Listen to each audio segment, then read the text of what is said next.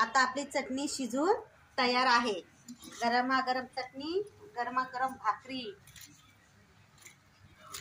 आज आम्ही बनवतोय खोबऱ्याची चटणी चुलीत भाजून पाट्यावरची आणि तांदळाच्या भाकऱ्या। त्याच्यासाठी आम्ही तांदळाचं पीठ मळून घेतोय आणि नंतर खोबरं भाजून घेणार चुलीत। त्यासाठी खोबरं आता चुलीत भाजून घ्यायचं। 4 वाट्या घेतल्यात। चूल पण चांगली पेटलेली आहे। आता त्याच्यात ते खोबरं भाजून घ्यायचं।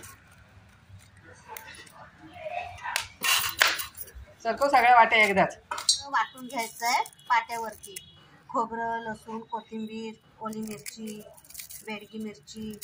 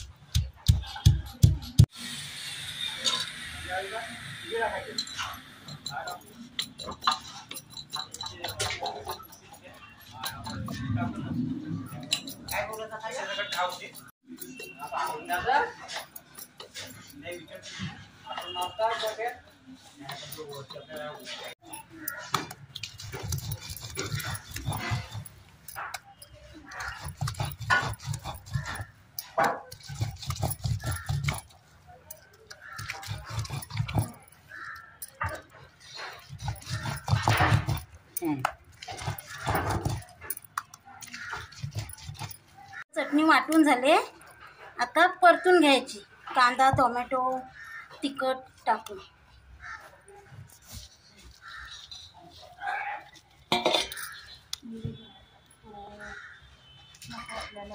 गोळा काढून ठेव।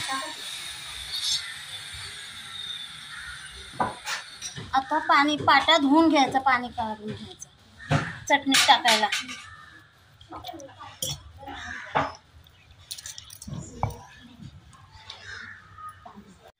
आता चटणीला आम्ही फोडणी घेऊन देतोय। तेल तापलं, आता कांदा टाकायचा त्याच्यात। कांदा चिकून झाल्यावर टोमॅटो टाकायचे।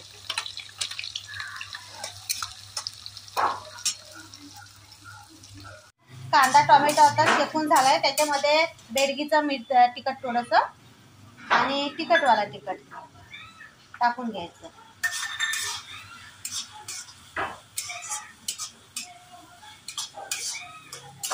आता चटणी जी वाटली ना पाट्यावरती ती त्याच्यात परतून घ्यायची।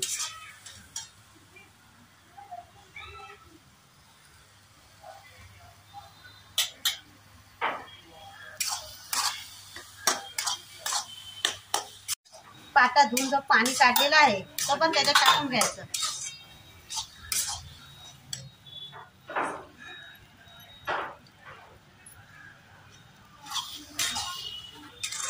वरून कोथिंबीर टाकून घ्यायची।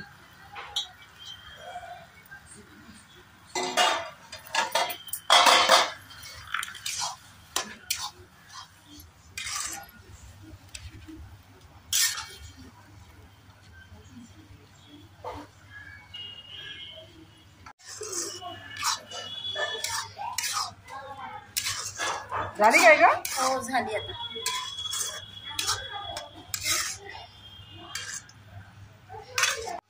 वरण मीठ टाकायची गरज नाही। आपण वाटताना मीठ घेतलं होतं ना, म्हणून आता वरण टाकायची गरज नाही मीठ। आता शिजून झालंय। आता खाऊन घ्यायची चटणीने भाकरी। आता आपली चटणी शिजून तयार आहे। गरमागरम चटणी, गरमागरम भाकरी। चुलीवर पाणी होतं रे।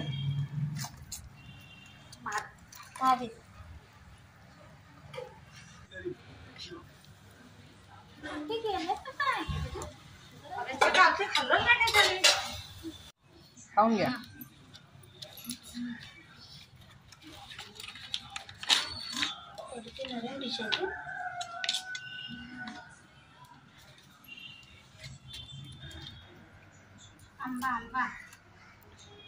आंबा पाहिजे होता।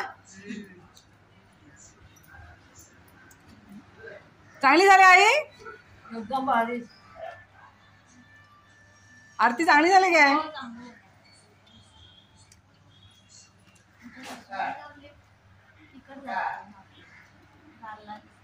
पेटीचा मसाला ना.